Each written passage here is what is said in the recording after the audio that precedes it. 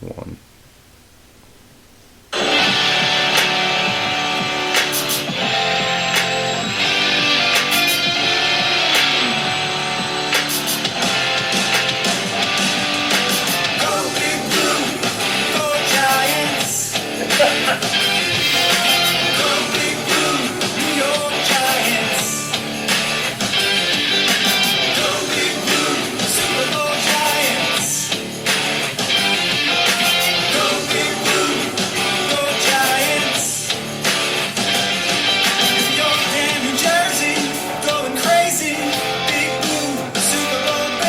Oh, yes, the Matt Kwasiborski Show calling you live and direct from a very foggy, cold Washington, D.C. And no, your ears did not deceive you. I am still an Eagles fan, but it's Giants week here, Giants week in Philadelphia and in New York, and that is the New York Giants fight song that I Googled. And on the phone with us today is my really good friend, very close friend, someone I consider big brother, is a lifetime New York Giants fan. That would be one Dave Rizzo. Dave, what's going on up in New York?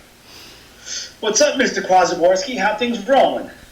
Things are rolling well. This is the official New York Giants fight song, correct? Well, that must have been from one of the Super Bowl years that we won the championship that year. But I don't think that's an every year thing that we pull off. We don't normally we don't need these little fight mantras that your little brother cities need to throw out there, you know? Yeah, so when you're sitting around watching the Giants with your Ravens, your one son who's a Ravens fan, the other's a Packers fan, do you guys get together and sing this song together when the Giants score a touchdown? You had to go there, huh? You had to go there. New York father raised two boys, and neither one's a Giant fan. It's fair. It's a great job, man. Great job parenting by you, by the way. Hey, that's open-mindedness, allowing my kids to be who they want to be, right? That is true. Yes, rooting for a Baltimore team and as well as a Green Bay. The Green Bay team I can understand. It's the Baltimore one that throws me off a little bit just because, yeah, it's Baltimore Ravens who I don't even think Rex was around when they won the Super Bowls. Was he? No, he's born in 2009, so...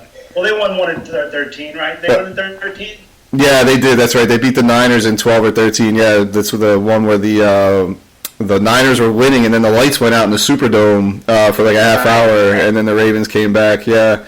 First, Colin Kaepernick. Yes. I think the last time he actually played football may have been that game. So, well, thanks for joining me, Dave. It's Matt Kwasiborski Show. Before we get rolling into New York week, I just want to thank Al Gore for inventing the internet. I want to thank Speaker for hosting this platform. All the loyal listeners out there, I really do appreciate you downloading. And try to kick it off a little bit this week. We're always talking about the Eagles with John when he can join us, or I'm focused on Philly. But so glad to have a New York Giants fan going into Eagles-Giants week. Dave, what is Eagles week a thing for you guys in New York? Because it is for us. When it's Giants and Cowboys week, we don't get as excited for the Commanders down here in D.C., but is Eagles-Giants a thing up in New York for you? I don't know. I'd say it's a thing, but there's definitely more hype. There's definitely more hype to the week, be it when it is Eagles in Dallas, and similar to you, too, when it's the Redskins or Commanders, not as much hype. So, yeah, and... like any team, we talk about and learn about the failures we've had, and we pictured Deshaun Jackson, returning a kick and killing us. That's what the week entails, pretty much. So when you think Eagles Giants, you just have nightmares of Deshaun Jackson like all week in your head. Instead of counting sheep before you fall asleep, you just count the yards that Deshaun ran that punt back.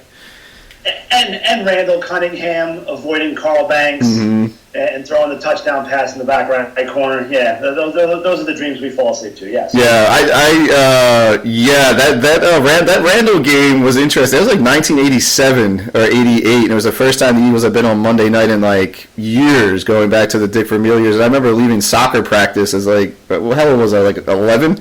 And knowing that the Eagles were on Monday night and seeing the blimp fly over the little park where practice soccer because it was going down, circling the vet. Yeah, that was a good memory. And that was sort of, that was like Randall's like coming out party, and I think also the trend to what we see in successful quarterbacks today. Randall was the first really strong running, throwing quarterback that we had seen pretty much since Fran Tarkenton. I don't even remember him going off on a little tangent there, but that's good. When I think of the Eagles-Giants, there's a game against Eli in 2006, I want to say.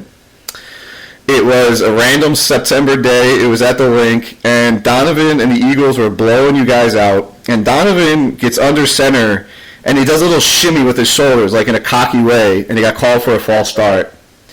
The next play, he hands off to Westbrook. Westbrook, who never fumbles the ball, fumbled it, and then turned it over, and then our top cornerback got hurt. And we put some guy out there. His name was Al Harris. Was his first time being a cornerback, and all Eli did was just pick apart Al Harris, who was covering Plaxico. And you guys came back to win the game in overtime, 31-24. Donovan does that shimmy, and we also lost Javon Curse that day in overtime to a torn knee, and he was never the same player again. And I blame Donovan McNabb for that.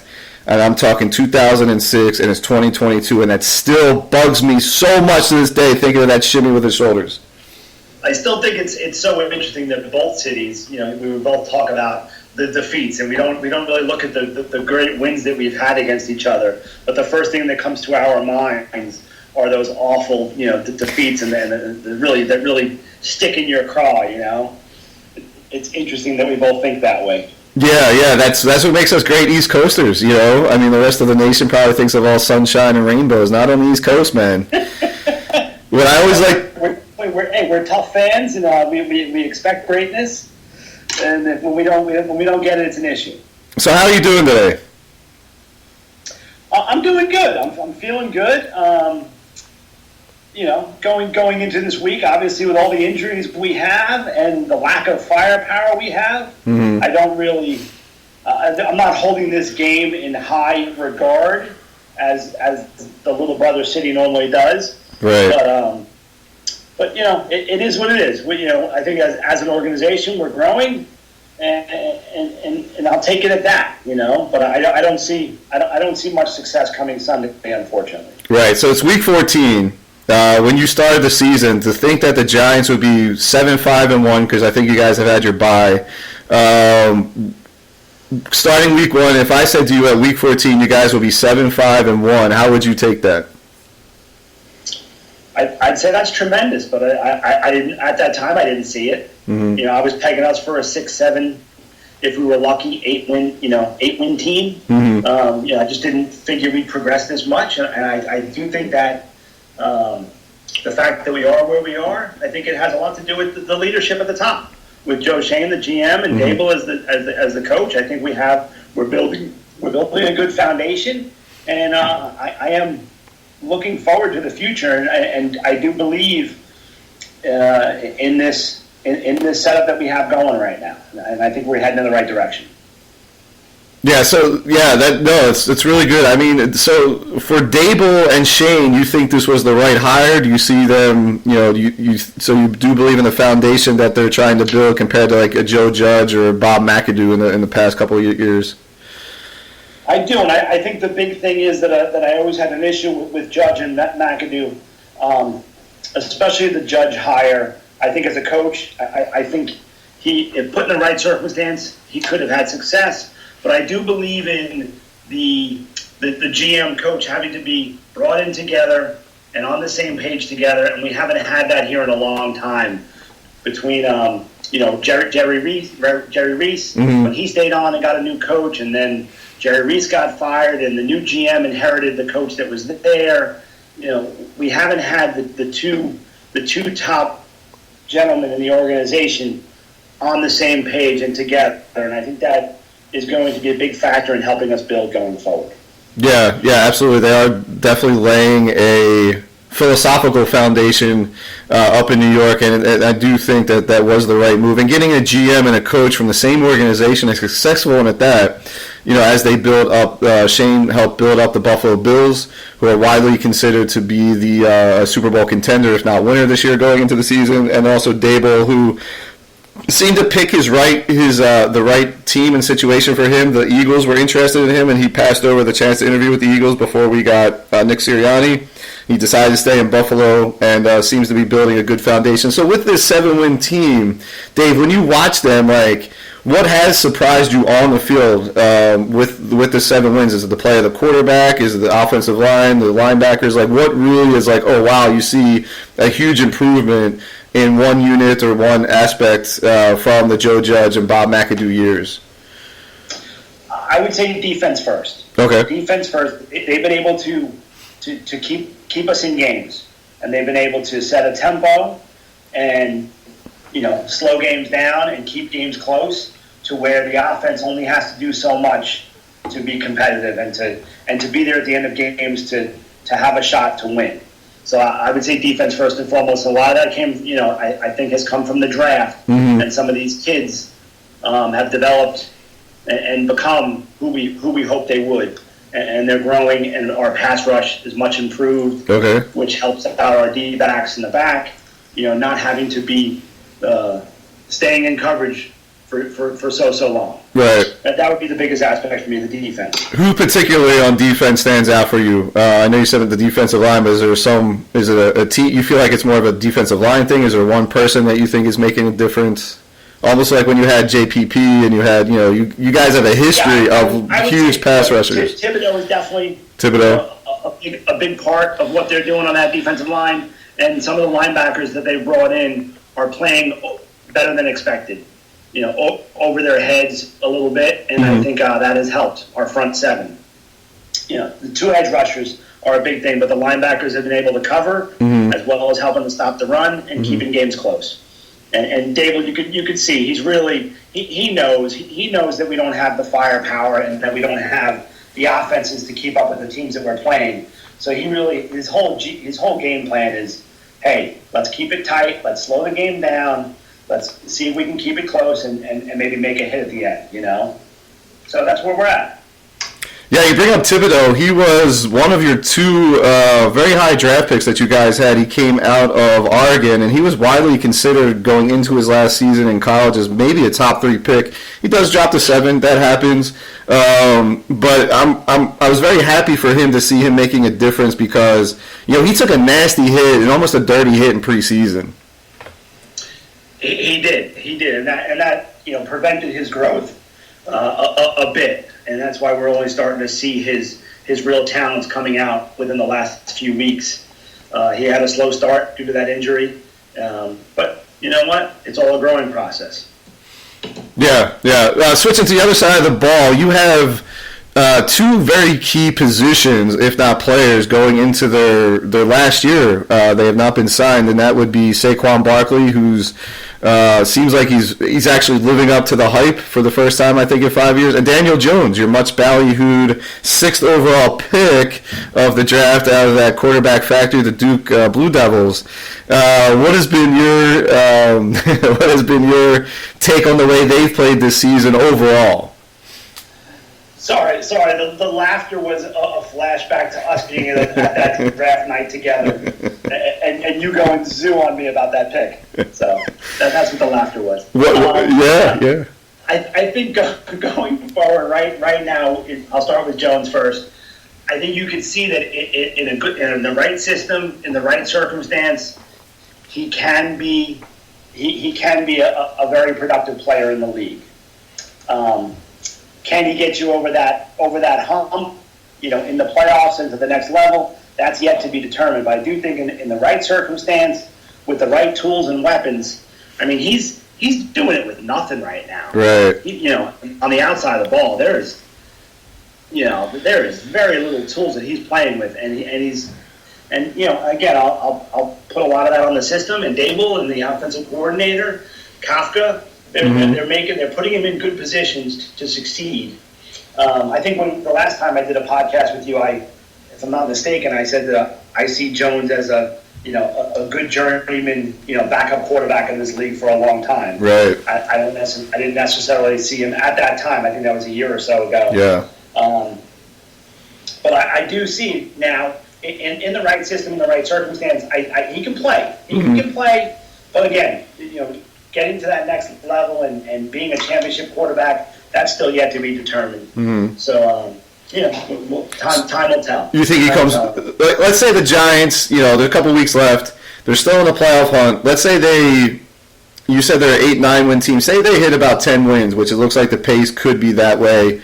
They 2 against the Eagles. They still have Washington. These are huge games for them in their playoff hunt. Do you see him? Say you guys just miss the playoffs or get into the wild card. Does he come back next year, Jones? I do think he's back next year. I do think they'll bring in somebody to compete with him. Whether that's a high draft pick, whether they trade up for a high draft pick to get a quarterback to compete with him, or another veteran that can compete. I think there's going to be competition for that job. I don't think Dable and Shane are sold on him as the long-term guy. Right. But he has had success, and he's done extremely well against the blitz. I saw his stats against the blitz. His quarterback rating is like through the roof when teams do put pressure on him, which is the sign of a quarterback maturing. And he's doing, like you said, with not many receivers out there. You lost your best receiver, Shepard, early on to a knee injury, and your much ballyhooed draft pick, Galladay. I mean, does he even have 10 catches yet this year, Galladay, in his Giants career? He wasn't a draft pick. He was a free agent. Free agent sign. Yeah. But awful. Right now, awful signing, and I was a big fan of his at Detroit. Yeah. But he, like I said, Jones shows some real promise. My problem going forward, you mentioned Barkley and Jones to start this segment. I do feel like we still were to sign those guys to big contracts. We're too many pieces away from championship success that I don't know that I see that happening. Okay. Yeah, that's a good point. And, Galladay, he did come from Detroit. I forgot about that. It's a free agent signing who hasn't done much because of injuries.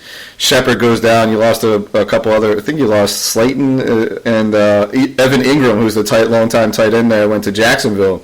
Well, let's switch to Saquon. I mean – all of a sudden, he got to Jacksonville, and he can catch the ball now. It's amazing. That's what those Super Bowl winning coaches do, like Doug Peterson. They coach him up down there in Jacksonville. What's your take? What about Saquon? He started off the year strong. He's kind of stumbled a little bit down the stretch. And I remember about 3 or 4 weeks ago, watching the NFL Network, the Giants were entering into contract talks with him, but I haven't heard much on that front since I heard that segment on the NFL Network. What's your thought about Saquon this year, his performance? No, obviously, great resurgence, and he's showing the player that he can, that he was proposed to be, and picked that high. However, I actually think he's out. He might. I don't know that he's playing this week. He has a neck. He's got a neck injury that he's battling with. I just keep going back to. I think we have too many pieces that we need to fill in order to sign him. A guy like him to a big-term contract. I think I would see more possibility of signing Jones as long as it's going to be a team contract friendly, as opposed to signing Barkley. Yeah, and we have a similar situation with our running back, who was Saquon's teammate at Penn State, Miles Sanders. He's also in his last year, and we have not signed him. And both of those guys have battled injuries throughout their career, but when they are healthy, they are very productive, and it will be interesting. It'll be kind of funny to see if they both hit free agency and they switch teams, and Saquon comes to the Eagles and Miles goes to New York. I don't think that'll happen. I hope the Eagles will sign Sanders. Yeah, I mean, it's been, going into the year, my buddy John, who does the podcast with me sometimes, predicted that the Giants were going to be a competitive team, and I did not buy into the Giants being competitive this year. But, hey, man, it's been a pleasant surprise for you guys up in New York. No, 100%. It's just great for us to have something to talk about. I mean, both teams up here, the Jets and the Giants, have been so bad for so long. We've been, before Halloween, we've been out of it the last bunch of years. There's been nothing to talk about. There's been nothing to be excited about. So the fact that both teams are competitive, and it's been much better up here in the New York area in regards to our football programs. Yeah, it has been a better. Obviously the Jets are having success as well. We'll see what happens with them down the stretch. I think both teams have a bit of a challenge to get to the playoffs, but you're right in it. And like you said, for both teams to be competitive after Halloween in New York is a huge victory for you guys. I think for me, obviously the Eagles are 11-1. Dave, I'm not sure if you saw that, best team in the NFL right now. But Daniel Jones has a history on paper. On paper. On paper, we're 11-1. Yes. We haven't done much on the field yet, but we'll see what happens. But Daniel Jones, for me, is like the Giants have always, even with Daniel Jones, and then through the last years, like you said, it hasn't been a very successful team, but they always seem to be a thorn in the Eagles' side, especially Jones. I still have visions of him. I think he did like a bootleg or an off-read run against the Eagles. I think it was Doug Peterson's it was Peterson's last year, Wentz's last year, and he ran for like 80 yards. And the only reason he went 80 yards and didn't score is he tripped over his own feet, but he always seems to give us fits. Yeah, my son Rex likes to bring that up all the time about him tripping at the 5-yard line. And I think the last time the Giants beat the Eagles, you were sitting here on my couch, if I'm not mistaken. Yeah, that wasn't the last time, but yes, I remember that day vividly. It was during the pandemic. I said, I was, pandemic cabin fever. I said, hey man, do you mind if I come up to Long Island, stay with you guys one night? So I drove on Saturday, drove back after the game on Sunday. And, the Giants just took it to us. And for me, in that game, the flashback, the Eagles lost 27-17. It was the same season as the Daniel Jones tripping over his own feet, but the Giants should have won that game too. Wentz just somehow caught a little bit of a magic. But I remember that game, and Jabril Peppers, who I think is on the Patriots now, returned a punt against the Eagles. And I remember he caught it. It was like a 50-yard return. And when he was running, one of his blockers got into his way, and that caused Peppers to be tackled. And Peppers got up yelling at the guy, not in a bad way, but man, you're supposed to block to the right. You kind of got in my way. And then I remember at the end of the game too, Joe Judge, the Giants had the game in hand, and I don't know if it was the victory formation or it was a field goal. And I think it was a field goal. It was the last field goal that you guys kicked. But someone made a mistake on special teams. The field goal was good, and Judge was yelling at the guy. And I was like, man, these guys are fighting to the end. And I really thought you guys had something there in Judge at that time, that game. I did, and I was a believer in Judge, and I'll go back to the fact that the GM and coach weren't, on the same page and together. And otherwise, I do think Judge could have had success here. I think we haven't seen the last of Joe Judge. Yeah, he's back in the Patriots. I think he's, I don't know what. In a head coach. Yeah. I think he will get another head coaching shot, and I'm interested to see what he does. Yeah, and he's a local Philly guy, by the way. I don't know if you knew that. Yeah, I do. You bring it up all the time, especially when he was with the Giants. Yeah. I mean, I didn't want to have success, but him and Stefanski, the Cleveland Browns coach, were high school teammates, I think, and Stefanski beat him out for the quarterback, and Judge wound up transferring high school so he could go be a starting quarterback at another local high school. Yeah. It's an interesting story with them. But anyway, I think this weekend, to me, going into the season, is that the Eagles were the deepest. I think they have a lot of depth. And when I see them at 11-1, I didn't really think they'd be 11-1, or the way they're beating teams. It's kind of like games seem to be over by halftime a lot of times this season, minus a couple of them. Not a lot of nail biters, that's for sure. Yeah, I mean, last week, Tennessee, the line went down to 4.5 going into kickoff. It was opened up at 6.5. The Eagles were favored. It got down to 4.5, and the Eagles just steamrolled the first place Titans last week, which was shocking to us, even watching. I mean, it's a happy shock. He had that one circle on his map, huh? Mm-hmm. And he did a good job keeping a lid on it, because I saw a few interviews with him before the team. He's like, it's just another game. I had a great time in Tennessee, but I moved on. And then after the game, he's like, I had this game circled. Absolutely did, 100%. Yeah, and he went off. That catch, to the 2 touchdowns he caught, the one he just knocked over the cornerback when he was wide open. Well, I'm like, how did he get so wide open? Then you see the replay, and the guy's on the ground. You thought the guy pulled a hammy. Here, Brown just bulldozed him.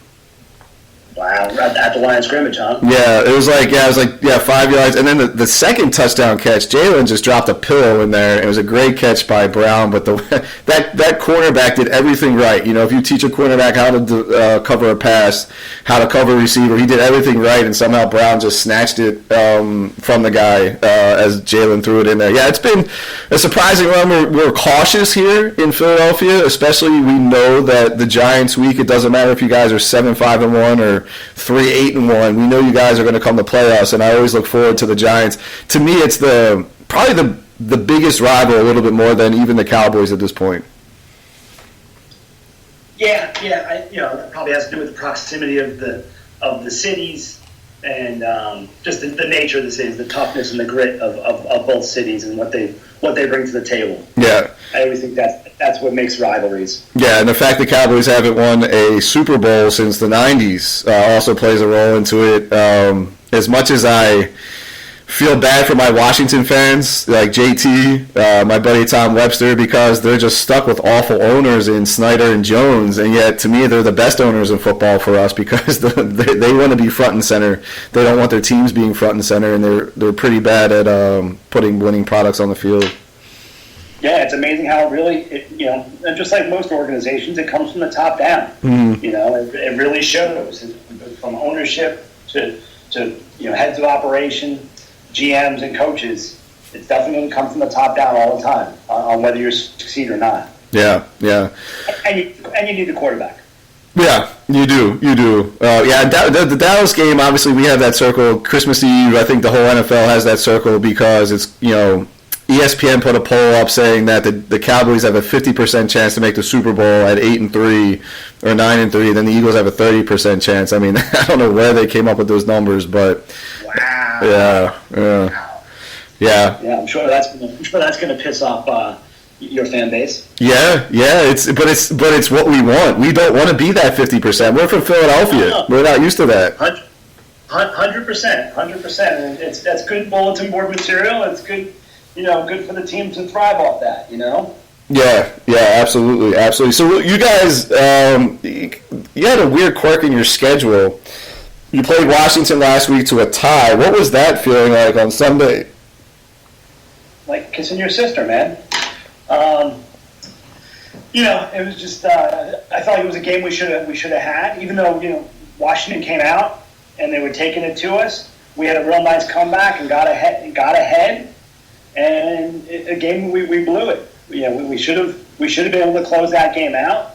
And I think a big part of that was late in the game, our offense couldn't hold on to the ball. A bunch of 3-and-outs, and it goes back to the lack of weapons and us not being able to be consistent on offense. Yeah, but you guys still have the playoff position. That tie knocked Washington out of the position as of now. So you play the Eagles this week. What's your thoughts going into the game? Will you be surprised if the Giants win? Will you be not surprised if it's a blowout by the Eagles? I'd be surprised if the Giants won. Okay. Just because, like I said, we don't have a lot on the offensive side of the ball right now, and it's really going to hurt us. Right. The only thing we have to hang our hat on, and if Saquon doesn't play, which is going to hurt, your guys' run defense has been skeptic.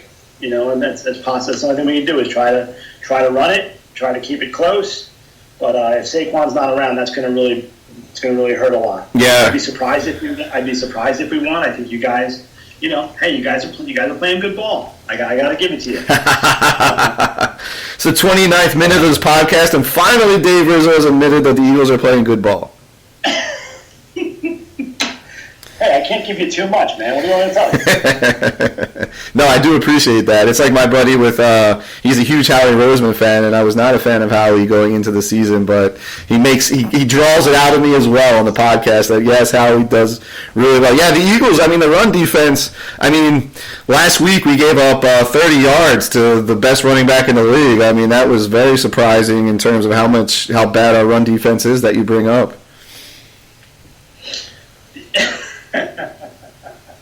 Yeah, but you had a couple weeks prior to that. Who'd you lose to that took it to you on the ground? Washington, yeah. The Commanders came in, played the perfect game. Their kicker kicks like 3 50-yard-plus field goals, and they ran the ball 47 times. Yeah, I admit the running game, the Washington played a really good game against us. Their third down, their average to go on third down was 3.5 yards. And that's perfect formula to win football, especially on offense. And their whole goal was to keep Jalen Hurts and the Eagles' offense off the field. They played a perfect game that day. I'm sure Dable's been watching that film all week. Yeah. Yeah, and then we went out and signed Ndamukong Suh and Linval Joseph. Those two signings have been huge in terms of getting Fletcher Cox rest. Fletcher looked like he's washed up. Joseph, ex-Giant. Yeah, that's right. That's been able to get. Yeah, it's you see Fletcher Cox. He's playing more spirited football now. He's not wearing down because they're able to sub him out. So I do think those are good signs. But we'll see. Moving forward, how it goes. We still have we have you guys twice. We have the Saints, the Bears, and the Cowboys going in. And the whole thing about for us. Unfortunately, I have to root against the Saints this year, Dave. Because we have their number 1 overall pick, and right now that's pick number 5, and we have 11 wins, and we have the 5th overall pick right now. So things are looking okay in Philadelphia. Dave, growing up, we're going to switch it off. Here's Matt Kwasiborski show, talking to my longtime big brother, guy I consider big brother, a Giants fan, Dave Rizzo up in Long Island. A shout out to your beautiful family, by the way. Laurie and the boys. Appreciate it. Everybody's doing well, thanks. Good.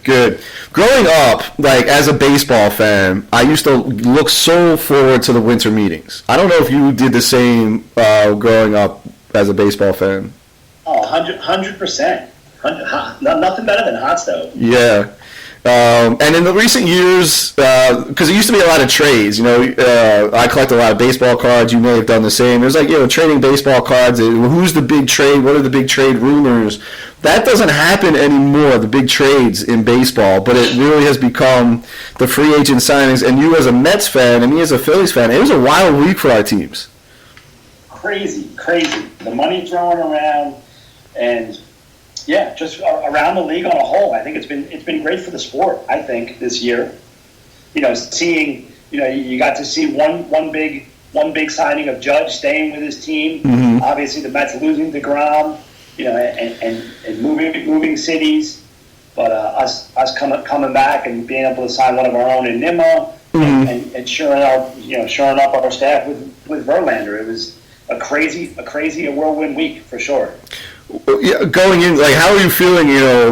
First of all, I guess the first question: what was it like about losing DeGrom, who, when healthy, is considered the best pitcher in baseball, and he signs a deal with the Rangers of all teams? What was the mood like for you losing DeGrom? Did you kind of anticipate it? Was it a surprise? I think it was pretty interesting. The city's definitely split. Mm-hmm. It's a hard split in the city. People that wanted him and people that didn't. I think the educated people, he made 25 starts in the last 3 years, I think it is. Mm-hmm. He just didn't, for me, and, for me, he just didn't pitch enough. Mm-hmm. Yeah, he's great. He's second to none, if not one of the best. But, I think he's now a 5 or 6 inning pitcher, which in this day and age makes it really tough to win games. And so for me, I needed the dollar amount and the years to be right. So at 5 years, 185, I'm glad the Mets did not pull the trigger on that. That's where I stand on that. Okay, but then they went out and signed Justin Verlander, 2 years, $86 million. What does that average to $43 million a season? Yeah, no, I hear the average, but it's a lot easier to eat 40, 50 million than it is to eat 100 million. Yeah, that's a good point. Assuming that DeGrom, I don't think the Rangers are going to get 5 years out of DeGrom. No shot. And Verlander also, if you look at stats and how many starts he's had and how he takes the ball every 5 days mm-hmm. compared to DeGrom, I kind of felt like that was a no-brainer. I think that was a good signing. Yeah. One for that, like I said, the city was very split about losing DeGrom, so it kind of, the people that were very upset about losing DeGrom, once we got Verlander, they were like, oh, okay, it kind of brought people around to that. I think Cohen did a nice job in filling that void. And like I said, I think the $100 million difference, and the possibility of losing. Even I know Verlander's older. Yeah. However, I think in comparison, if you look at their innings pitched and starts made, Verlander's the less risk. Yeah. Less risk option. Yeah, I would 100% agree with that. Exactly. Mm-hmm. Yeah, I mean, like you said, DeGrom probably won't pitch 5 years or. Go much past the 6th inning. It's $185 million in baseball. All like basketball and hockey, those contracts are guaranteed. Like the DeGrom will earn $185 million whether he starts one game or 100 games between now and 5 seasons. But the good thing about Verlander too is that, man, he brings a pretty nice looking wife there, you know. I was gonna say he brings Kate Upton, so we're all good with that. Yeah, you might as well give her the 2 years, $86 million, just to have her in the stands flicking off the fans of the opposing teams. I thought that was, as much as I hated to see it in the World Series with the Phillies fans, I gave her a lot of props for that. 100%. I actually just saw that clip yesterday. I hadn't seen that before. I didn't even know about that. That was classic. Yeah. Good props to her, man. Yeah, we can, as Phillies fans and New York fans, we can appreciate, any of our fan base flicking off the opposing fans. So that's a good signing there. You also re-signed Nemo.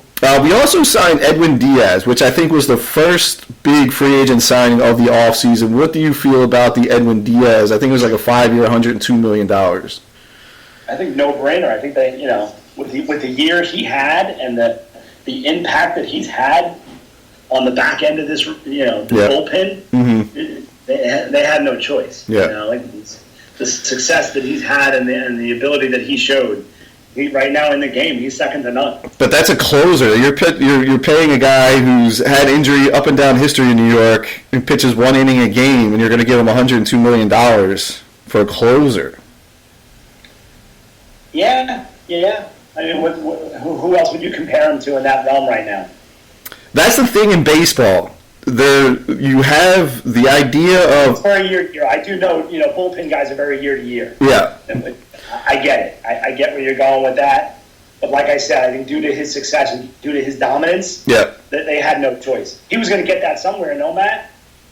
Yeah, I think if he chose to, you look at the Padres, and we'll go to them in a second, may have thrown that crazy money with them. But the idea of having that closer has not been as popular with this whole analytical age of sports in a way.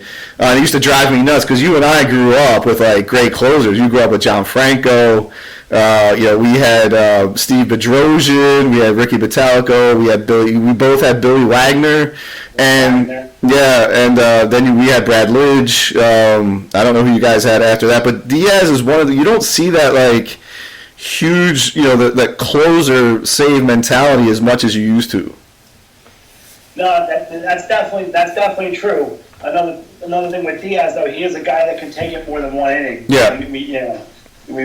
Sean Walter is a bit of an old school guy, and he's more than willing in big spots to put him out there, for 6-7 outs. Yeah. When necessary. Yeah. So the 1 inning comment you made is a little far fetched there, brother. But it is true. He's not going out making. He might pitch 55 innings, 55, 80 innings a year compared to a starter like Verlander. He better get you at least all close to 200 innings with the same amount of money almost. But yeah, no. What I love about Diaz, though, that is the greatest entry into a game ever. I don't care. As a Phillies fan, I can say those trumpets, man. I used to watch clips of that over and over. Ooh, that's a little tough in this. Yes, it's tremendous.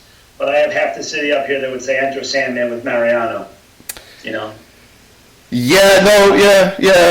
with Mariano Rivera. Yeah, the Sandman was good, but the Diaz thing, it's more suspenseful. Lifeless zone. Yeah. It's taking on a lifeless zone up here. It's when you're in that stadium and those trumpets blare, it's pretty remarkable. Yeah. It's a lot of fun.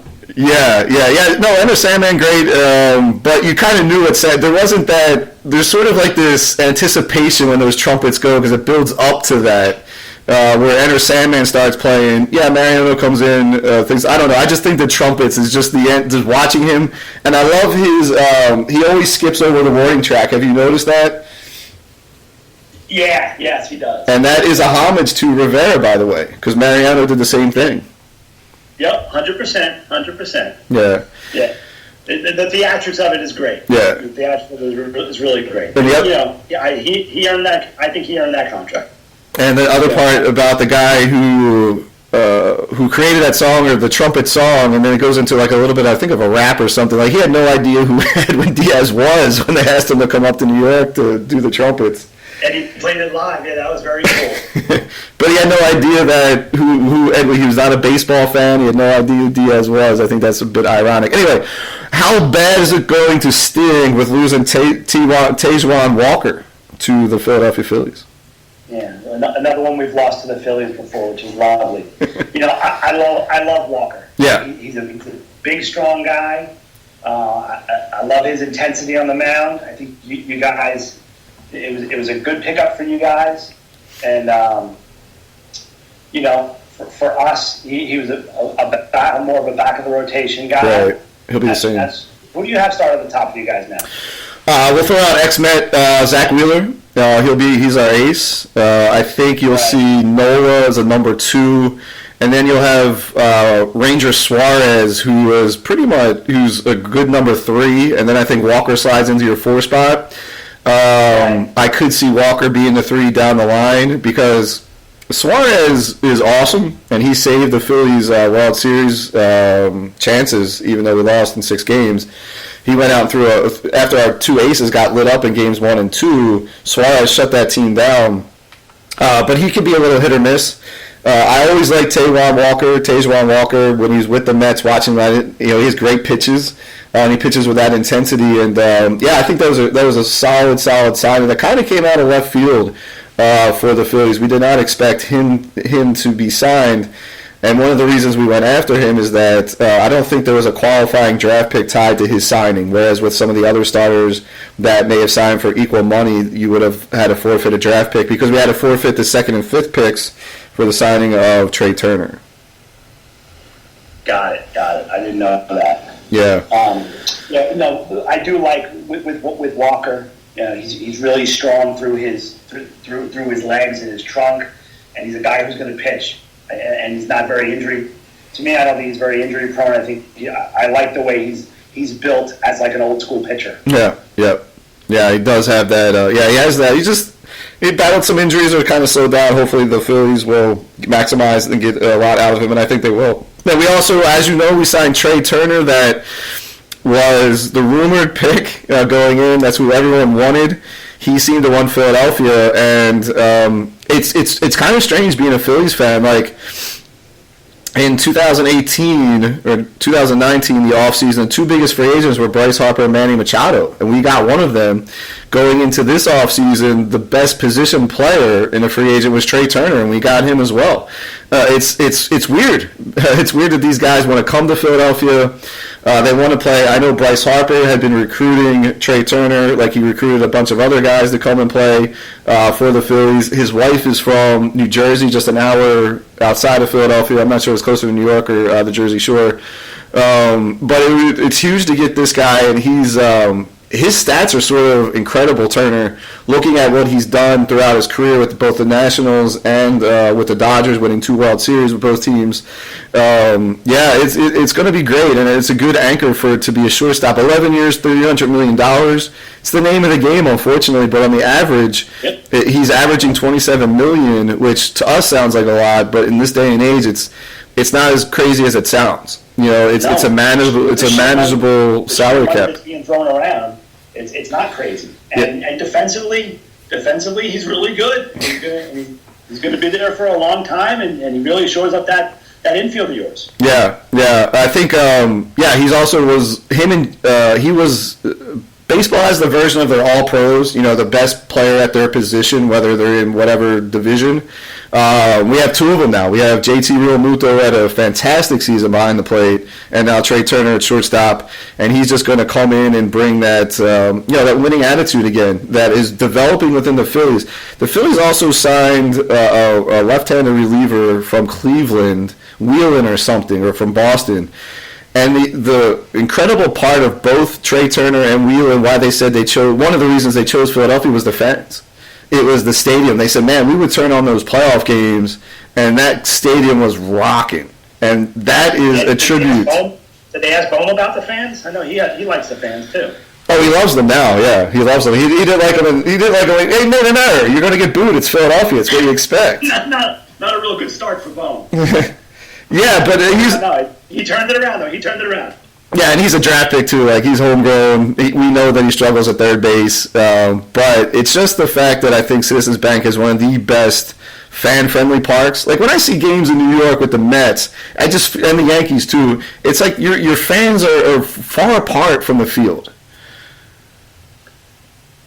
Not so much at Citi Field anymore. Okay. Shea, you were really far. Not so much at Citi Field. Citi Field's it's a smaller, more intimate park than we've had in the past. Okay. But not like Citizens Bank. No. Yeah, and 100%. Yeah, the bullpen, the way the Phillies have the bullpens arranged. I don't know if you've ever been to a game or seen the bullpen in Philly. Have you been to a Phillies game? No, I haven't been over there yet. No. Well, let's make sure we make that happen this year when the defending NLCS champions are playing the Mets. But the bullpens. Good, man. That sounds good. The bullpens are situated to where they're on top of each other. They're not like separated. One's out in right field and one's out in left field. Like, maybe it's City Park or Shea Stadium or the Vet Stadium. And the Phillies, when they opened the ballpark, they had their pitchers warming up on the top part of the bullpen, and the opposing team would warm up below the Phillies. And some genius, whoever this genius was in the Philadelphia Phillies, or the general manager or PR guy, said, hey, let's switch that. Let's switch that and put the opposing pitchers closer to the fans. And after this podcast, you should Google Lance McCullers warming up for the World Series.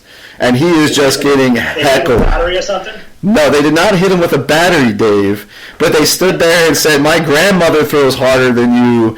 By the way, Aaron Nola slept with your wife or your girlfriend because they were in college together, or somebody on the Phillies. Rhys Hoskins slept with his wife.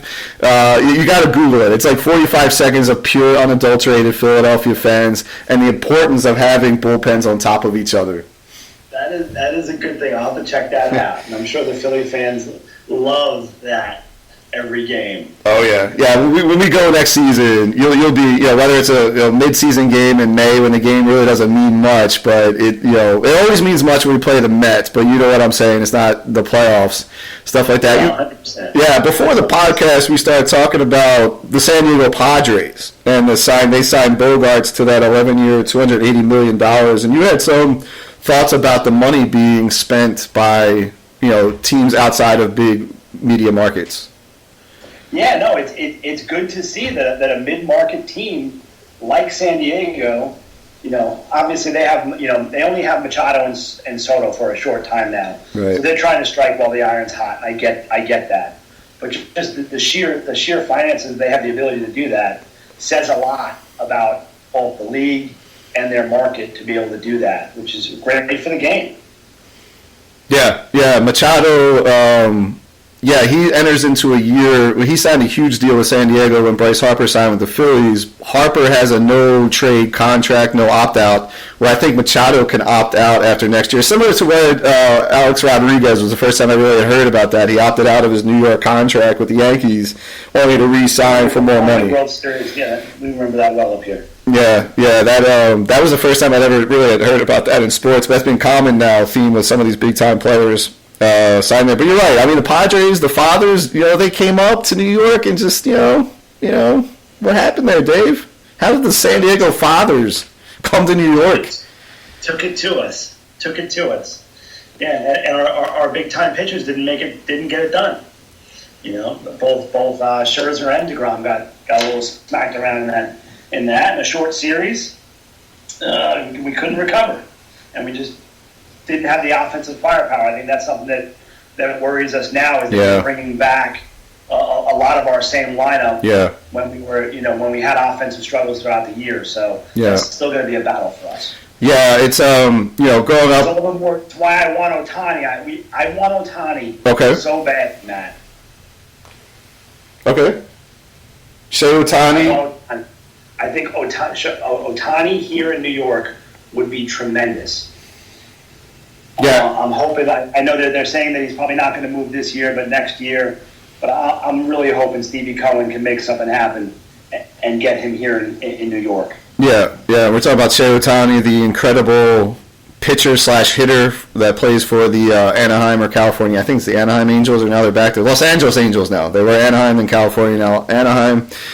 Yeah, he is a star. When you look at that, I can name more players in the Anaheim Los Angeles Angels lineup than I can the Mets, which is kind of strange to me. I can name your pitchers, but I couldn't tell you like your everyday lineup. Like I could still name all the '86 Mets than I can today, and I'm just supporting your point to the fact that you don't really have that huge offensive powerhouse or some guy that can carry a lineup. I know the shortstop. He finally had a good year. Outside of Alonso and Lindor, Yeah. Well, if we can get a healthy Marte, a healthy Marte all year, yeah, would be nice.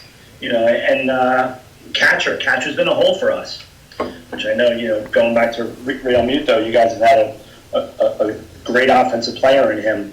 We're hoping we have a young kid, Alvarez, and we're hoping he could step up and take the reins. Yeah, yeah. Your catcher. Offensively, outside of Alonso and Lindor, if those two guys aren't going, we struggle. We struggle offensively. Yeah. And you have been able to offset that with great pitching. Though your bullpen, Showalter, though, to me, that was probably the best move that Cohen has made is hiring Buck Showalter. 100%. 100%. I think it's funny because I think that in the past with Showalter, he wouldn't have been considered a player's manager. Mm-hmm. But for some reason, I don't know if age brought on a bit of a softness to him or something, but the guys love him. Yeah. The guys in the club absolutely love him, which when he was back with the Yankees and the Orioles, that was not the case. Right. Which is really interesting. And talking bullpen, I know tell me a little bit more about Robertson and what you saw from him last year. Oh, that's right. You signed Robertson, which was a bit of a surprise. But I'm going to go back to the show. You brought up a good point about, and I know this is too with the Mets. You guys started out the gates like hot. I was like, wow, they got a manager who comes in who's known to be a disciplinarian, who's kind of a hard-nosed kind of old-school guy. But then I saw you guys laughing. And I was like, wow, this is a different Buck Showalter. And what I did not see with the Phillies and Joe Girardi, the Phillies were not having fun under Joe Girardi. We got off to that, 21 and he definitely made things tight. Yeah, and then when you see the switch over to the manager now, Robbie Thompson, Philly Rob, that team looked like they're having fun, and we just went on this tremendous run, obviously to the World Series. But I think it goes to say is that I know old Phillies fans, their number one manager is Larry Bowa. My uncle used to say, we got to bring Bowa back to manage. And I'm like, Bowa was an awful manager, A, and B, that doesn't work today in today's game. You know what I mean? Like, you can't manage players like you did in the 1980s and 90s anymore, And Showalter did adjust. Yeah. Showalter adjusted his style, whereas Joe Girardi did not. And Joe Girardi kind of looked checked out when he was the manager here. I was extremely excited about him coming to Philadelphia. I remember him as a player with the Cubs and the Yankees. But you're right. I think Showalter, brought that sense of like we're gonna, play hard, party hard, right? Right. Which was a mentality that the Mets had really strong in the '80s. That was that whole mantra of that team. Yeah. They played hard and they partied hard. And I do think it's a tremendous, for Showalter to be able to transform and move on with a new style athlete. Mm-hmm. I was amazed by that. The fact that how much when you hear these guys talk about him, they love him. And they love they love talking baseball with him. Yeah. Just his mindset and the way he's constantly thinking about the game. Mm-hmm. It's interesting, but he apparently does it in a way that isn't overbearing. It isn't like Girardi. I think Girardi had a lot of that too. That he was a grind. He was a grind about the game and a grind about this. Mm-hmm. Where Showalter was able to transform himself a bit and still have that mentality about the game, but to present it in a more athlete-friendly way. Yeah, absolutely. And Robbie Thompson, first-time manager, long-time bench coach for many teams. He seemed to turn the chemistry around in the Phillies clubhouse and just let them play. Let them be themselves. And the Phillies players loved it. They respected him for it, but they still played hard and came up with a magical season. Interesting story about Robbie Thompson. He was ready to retire after this year, no matter what happened. I don't know if you knew that. No, I didn't hear that, really. Yeah, he was like, if the year played out with Joe Girardi remaining the manager, or maybe, Girardi gets fired and Thompson doesn't get the Phillies to the playoffs, he was ready to walk away. And the Phillies signed him to a 2-year deal to stay on as manager for the next 2 years. Hopefully he sees it through, which I think is an interesting story in that. But you go back to David Robertson. I've always liked him. I remember him pitching for the Yankees, coming out of that. He was the long time. I don't know if he was a long time, but he was a setup man for a few years for Rivera. Yeah, for a while. Yeah, he was a great eighth inning man. Yeah, I think that's a hole in our bullpen. I still think the Phillies are 1 or 2 bullpen pieces away, and I think there was hopes he would come back. And when the Phillies signed him a couple years ago, we signed him to like a 2-year, $23 million contract when the Phillies had to overpay players to come to Philly to play. I love the signing then, but he got hurt. Like, he pitched 8 games, and he was just off, and it wound up he sat out for a year or two. And then I think he signed with the Cubs, and we traded him this season. We traded for him from the Chicago Cubs. He came in and he had his moments, Dave, but in some other moments he looked a little like he might be washed a little bit. I don't know if I'd count on him to be your setup man for Diaz through the long term. He may be able to do that for a few months, but I don't know if he'd be able to make it throughout the rest of the year. But for $10 million, it's worth the investment with the bullpen pieces 100%. Moving around. 100%. 100%. How old? Do you know how old he is? Not as old as you, Dave, but he's getting close to that magical age of 40. I think he's like 38 or 39. He's not as old. You're not that far behind me. Still your little brother, man. Always will be. Yes, this is true. Yeah. This is true. Well, Dave, it's been a pleasure talking to you. I can see a couple of things we could take solace in as a New York Mets and a Phillies fan. The Atlanta Braves have done jack crap this offseason. They still have their star shortstop out there. Dansby Swanson's, he's out there, not re-signed. And we both don't like the Patriots. And I don't know if you watched that NFL game on Thursday night, the Raiders and the Rams. Did you watch any of that? I did. I watched a bunch of it. And Baker Mayfield on 36 hours of being with the organization, unbelievable. Weren't they down 16-3, the Rams, going into the fourth quarter? They were down 16-3. Baker came out hot.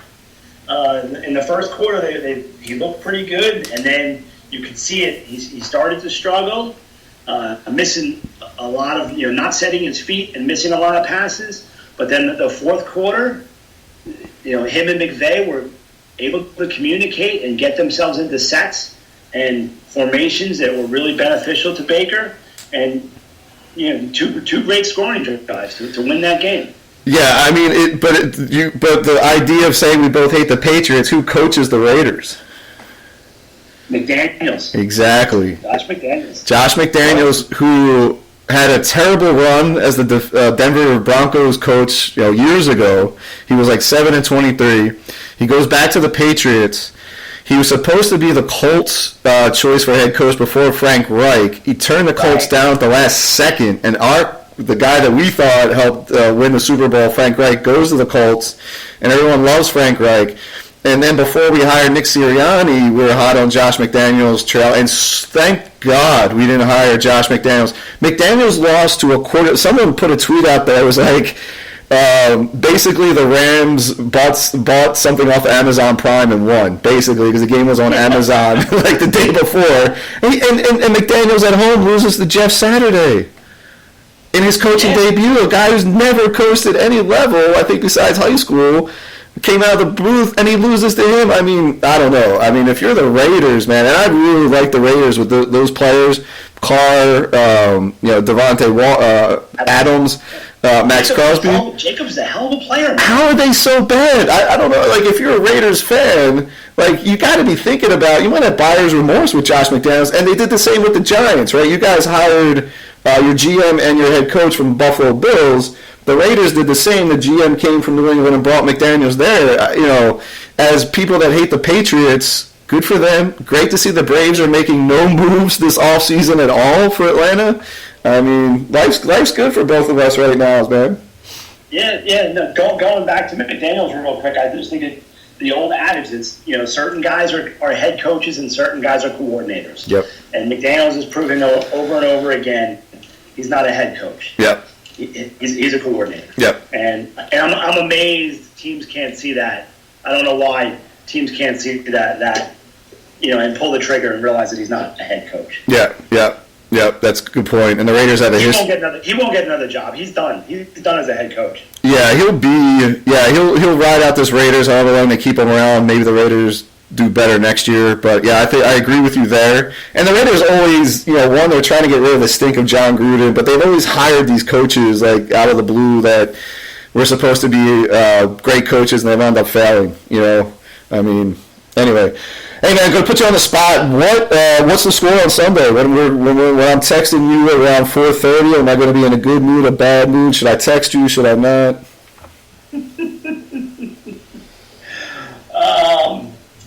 Let's put it this way: I'll text you. You don't text me. Fair enough, my man. Fair enough. Giants make the playoffs? No. Okay. Cool. No. They're gonna miss it. They're gonna miss it by a game.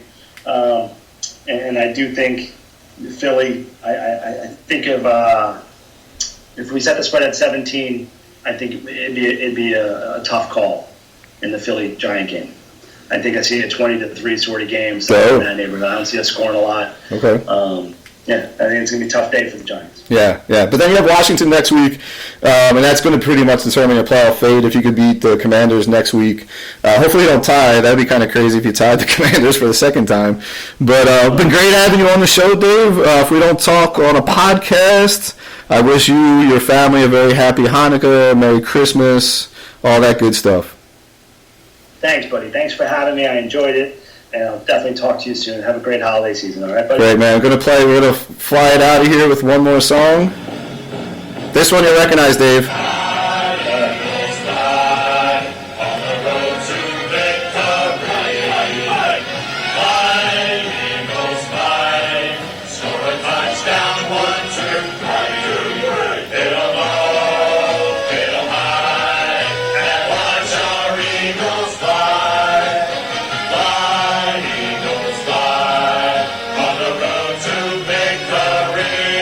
Say it. E-A-G-L-E-S, Eagles. It's Matt Kwasiborski Show. Dave stayed on for that entire 38 seconds of that song. I appreciate that. It's been the Matt Kwasiborski Show. Thanks to all the loyal listeners out there. And remember to inspire the inspiration. Do not wait for the inspiration to inspire you. Have a great day, everybody.